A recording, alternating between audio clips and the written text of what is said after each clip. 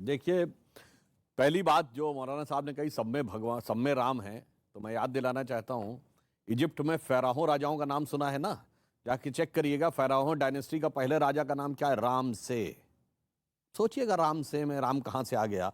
Jordan river, खूब Israel और फिलिस्तीन की लड़ाई होती है, जॉर्डन रिवर के वेस्ट बैंक पे बहुत बड़ा इजिप्ट का शहर है राम अल्लाह। अल्लाह समझ में आता है, राम कहां से आ गया है उसमें। इसलिए राम सब जगह हैं, चाहे इधर देखिएगा ईस्ट में या वेस्ट में दिखाई पड़ेगा, लेकिन अपने घर पे उनको। मगर अब मैं एक सियासत का जवाब देता हूं और नए वर्ष का। देखिए, जो मौलाना साहब ने सियासत की बात की, देखिए प्रॉब्लम क्या है कि कुछ लोगों के माइंडसेट इस ढंग से भरने का प्रयास किया जाता है। मोदी जी ने तो सबका साथ सबका विकास की बात कही। हमने जो निर्धन लोगों के लिए, वंचित लोगों के लिए योजनाएं दी हैं, 70% अल्पसंख्यकों का कोई ना कोई परिवार ने किसी न किसी योजना का लाभ जरूर लिया है। यह सोचने की बात है कि इतना देने के बाद भी वोट क्यों नहीं मिलता। दूसरी तरफ हिंदू समाज में 700 रुपए की बिजली देने के लिए वोट किसी को देने को तैयार हो जाते हैं।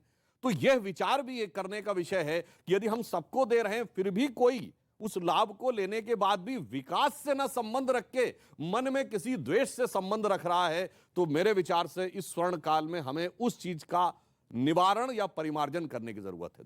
हमारा नया साल शुरू होता है मार्च से। अब मैं एक बात कहना चाहूंगा, 2 महीने का अंतर है दोनों में।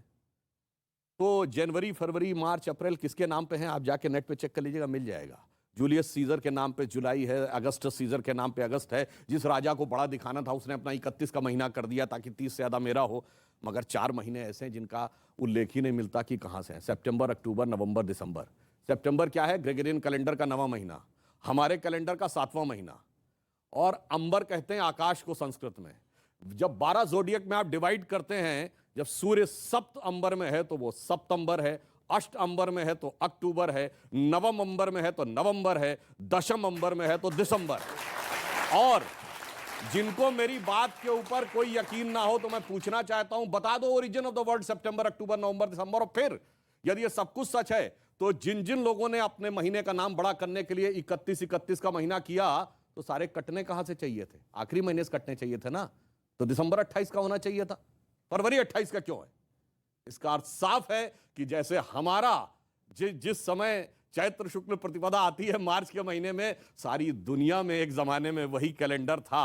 मगर अफसोस कि आज हम उसमें आ गए हैं। धीरे धीरे कुहासा छट रहा है। शोक की पिछली रजनी बीच विलसता सुख का नवल प्रभात, एक पर्दा व झीना नील छुपाए है जिसमें सुख गात। बहुत बड़े महत्वपूर्ण आपने बात करी और बहुत शानदार तरीके से आपने बात करी।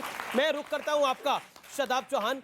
आज हम जब बात कर रहे हैं सनातन युग की, सनातन साल की, तो कई चीजें दिमाग में आती हैं।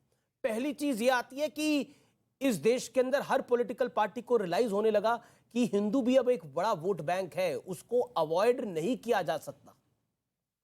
अमीर जी, हिंदू भी बड़ा वोट बैंक नहीं है, हिंदू ही वोट बैंक है।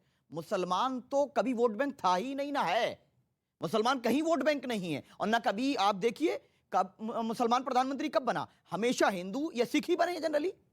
तो और दूसरी चीज जो अभी सुधांशु भाई ने कही कि 700 के लिए दे देते हैं वो वोट नहीं, जो नहीं दिया, मुसलमान वोट नहीं दिए, 70% योजना का लाभ उठाते हैं।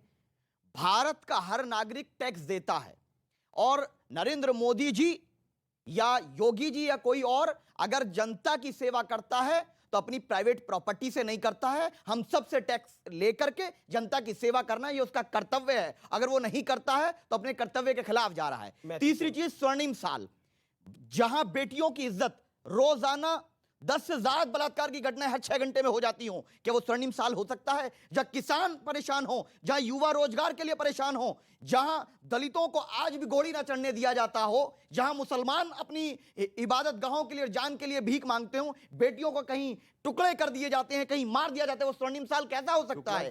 जहां चाइना कब्जा करता है वो स्वर्णिम साल कैसा हो सकता है?